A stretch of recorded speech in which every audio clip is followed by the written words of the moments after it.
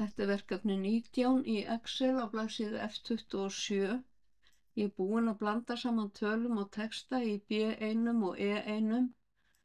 Fór ég hérna í number og hafði valdi 0% og fyrir framan skrifaði ég gæsalappir eða shift og 2, umboðslaun, shift og 2, orðabil, svo 0%. Það stendur hér umboðslaun 5%. Og af því að ég blandaði saman tölum og texta að þá get ég notað hólfið til útreikninga. Og ég ætla að reikna hér sama sem þessi tala hér, sinnum umboðslaunin. Ég þarf að festa tilvísun í B1 til að geta afrita formúluna niður. Festa hana með því að ýta á F4 á lyklaborðinu eða FN og F4 og ég ýta á Ctrl og Enter og þá get ég afrita formúluna niður. Og það er sama formúla hér nema þá vísiði í festi tilvísununa í E1. Næst ætlum að finna summuna af umboðslaunum af eignum sem kosta meira en 60 milljónir. Það er fallið sum if. Ég dreg hérna yfir A2 til A7.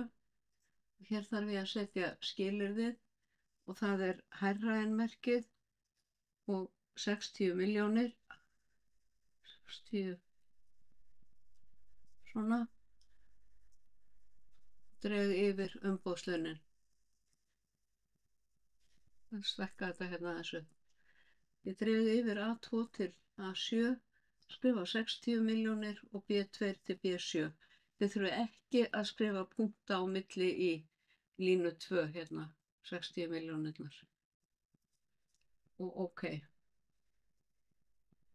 Síðan ætla ég að finna hér í C10 summuna af eignum sem kosta meira en 60 milljónir og það er líka sum if. Hérna dreg ég yfir svæðið og hér er bara að finna summuna af eignum sem kosta meira en 60 milljónir. Ekki umboðslaunin eins og í línunni fyrir ofan. Það kemur hér. Hér ætla ég að finna summuna af umboðslaunum af eignum sem kosta jafnt og 70 milljónir. Þá fer ég hér aftur í sum if og dreg yfir A2 til A7. Hér er skilyrðið, skrifa jafnaðarmerkið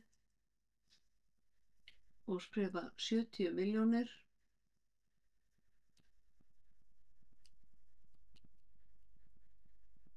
Þurfa ekkert að skrifa gæsalappir, þær koma sjálfkrafa og síðan dragið yfir umboðslaunin. Og OK.